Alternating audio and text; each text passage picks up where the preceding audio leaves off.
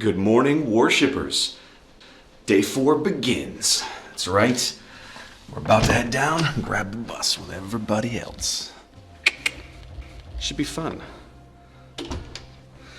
Now, if you caught Day 3's video, you know that last night was a little rough for some folks.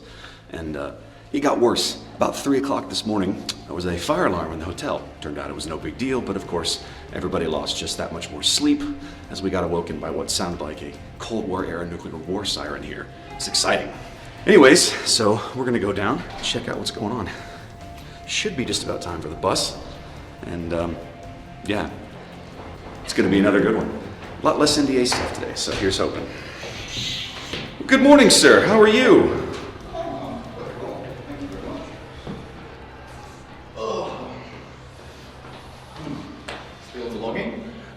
A little bit, yeah. Say good morning. Good morning, dude. It's Senpai. How are you doing, man? I'm alive. He's alive. I feel like we are missing some people. Unless they're already in the bus. No, I think we're missing a lot of people. Nobody's on the bus. Nobody should have walked behind me. Breakfast was super quiet this morning. Let's just put it that way. Oh, he is? Yeah, he's done getting breakfast. I chase Apparently lives. the Asian cities are quite worried about Oh, there was one of the Asian guys last night that looked a little Yeah, rough. apparently it drank like 3 vodkas, couple red ones. Oh my something goodness. else, and they don't normally drink. Oh my goodness. Well, it's going to be an exciting morning. We'll catch up with the rest of you guys later. Chris, you seem a bit like...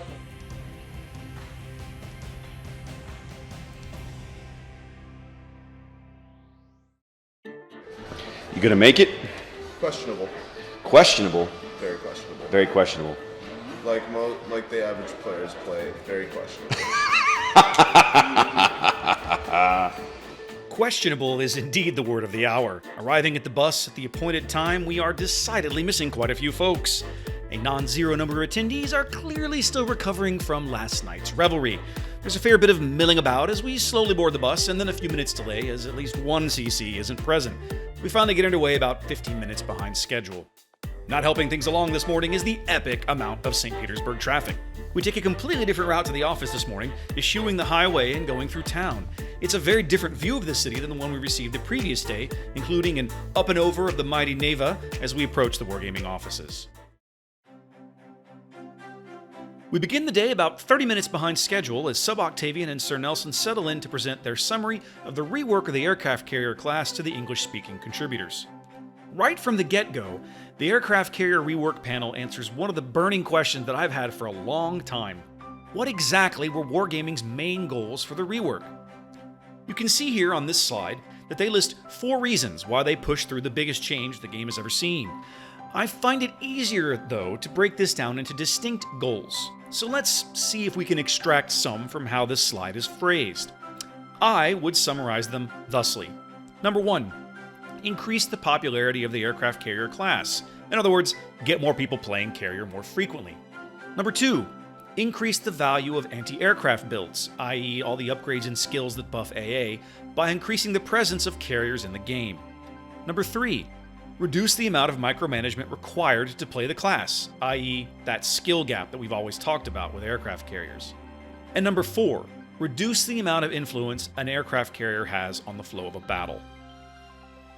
Viewed through this lens and the statistics that were shown, it's difficult to rate January's big Update 0.8.0 as anything but a success. Goal number 2 is still not fulfilled. Not really, at least not when we're given this presentation on the very day that Update 0.8.5 goes live around the globe. Anti-aircraft skills and upgrades, at this exact moment we're receiving this presentation, still feel really weak to most of us, as we've not had the chance to play with the new changes yet. Numbers 1 and 3 are unquestionably achieved, as is number 4, though it's most commonly at the expense of the next most influential class in a given game, destroyers. I'll go into more detail on this panel in a separate video. With our brains full of aircraft carrier statistics, we move directly into what becomes the most controversial panel of the entire session, the rollout and explanation of what Wargaming is calling the Naval Training Center. For such a major change, this presentation felt the least polished of all the ones we received. The two gentlemen presenting it know the material inside and out, but the visual aids that we need to really grasp what's going on are all in Russian. We get a good overview of how it's supposed to work, and after a few key questions are cleared up, Then the marker board rolls out and a description of the proposed bonuses commences.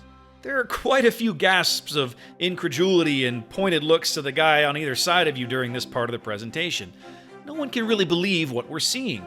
Yet even now, nearly 2 weeks after NTC was announced in this form and was stillborn essentially, a key message of all of this is lost, or at least was not communicated very well.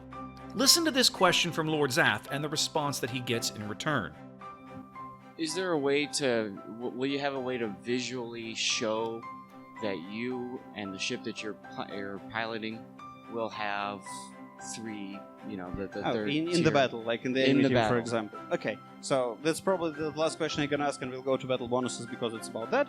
So the thing is no, but it's not like we're not discussing. We've not discussed it. We're just kind of inheriting our legacy solution. So if you look at our current, how it happens, if you take into account difference between, let's say, stock tier 9 against top tier 9 with 19-point commander, with all the modernizations, special modernizations, with all the premium consumables and battle flags mounted on top, it's insane difference in power. And this new feature is actually smaller than that in terms of bonuses, and that's why we're going to get to them.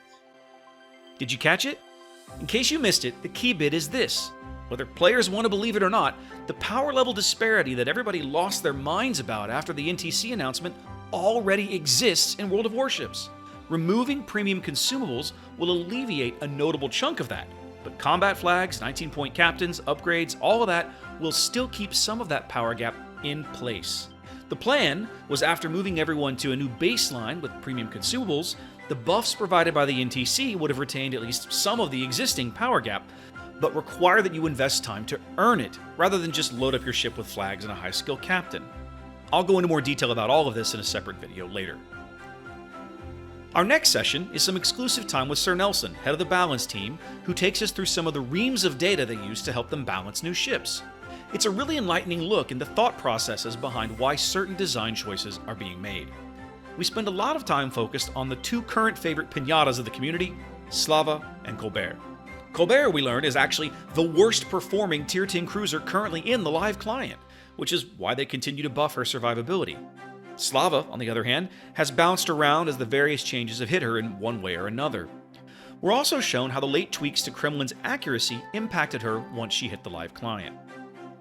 As with the other panels, I'm going to do a deep dive video on this one separately, because not a lot of other folks besides Lord Zath have even attempted to cover this material, and there's a lot of interesting things here to unpack. After another NDA panel, it's time to learn the results of the previous day's ship design challenge for Tier 10 Italian destroyer Paolo Emilio.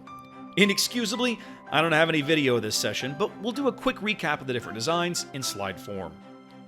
First up, the EU design was very torpedo-centric, with a focus on using smoke to avoid aircraft carrier strikes. The Asia design was kitted out as a destroyer hunter, with average stealth and a slightly buffed main battery. The RU concept was a mixed bag, buffing Emilio's main battery reload speed and her shells, while tweaking her torpedoes a bit and fitting her with a new version of the engine boost consumable with a whopping 50% bonus on a very short duration and a long cooldown. Lastly, the NA idea was to morph Emilio into a small, open-water Minotaur, equipping her with only new semi-armor-piercing shells, a heal, short-range hydro, and another new smoke concept designed to help Emilio counteract the main battery reload booster found on French ships. I'm proud to say that the balance team chose the NA concept as their preferred idea. We've no way of knowing which parts of it will make it into Emilio's final design, of course. We'll have to wait and see. Still, it's awesome knowing that we helped guide the design of an as-yet unreleased ship in an interesting new direction. The last session of the day is a live playtest of the new priority sector mechanics for anti-aircraft, but 4 of us don't get to participate. We've been tapped instead to take part in a live stream Q&A session with Sub-Octavian and Sir Nelson, hosted by EU Community Manager Chris Santos. Well, we are about to go do the live stream, so should be fun to get the show on the road. As we get organized and set up for the stream, I marvel a bit at the soundstage, longingly wishing we had something similar in North America to do tournament livecasts from. The session goes well, though we eventually ask all the questions on the list and start winging it about halfway through. Sub and Nelson, to their credit, take it in stride, and everyone seems happy with the end result. And very suddenly, after 2 whirlwind days, our time here is over. Давайте сделаем фото на память все вместе. Вот тут. Mr. Zath, Mr. Let's take a Zath, picture here. get in here, get in here, get in here. Day four is over. What did you think? 4? Day four of the whole trip. Day 4 of the whole trip is over. Oh yeah. What do you think so far? Like the whole thing's done. It was fun. A lot of listening. A lot of asking Yeah, questions. but yeah, what are you doing? What are you doing? It was good. I really enjoyed it. Fantastic. Well, guys, there it is. Day 4 in the books. This will be our last time in this building. Tomorrow, we're not coming back here. It's been 2 crazy packed days. Day 1 was mostly NDA, and not a whole lot I can tell you, but for day 2, well, you've seen what I can show you. And we had a lot of fun doing the stream, and it's just been a good trip overall. So it's time to go get some dinner. Hopefully there'll be a little less vodka tonight, especially for Chase. I'm looking at you, Chase. And then, back to the hotel tomorrow. Kronstadt. Catch you soon.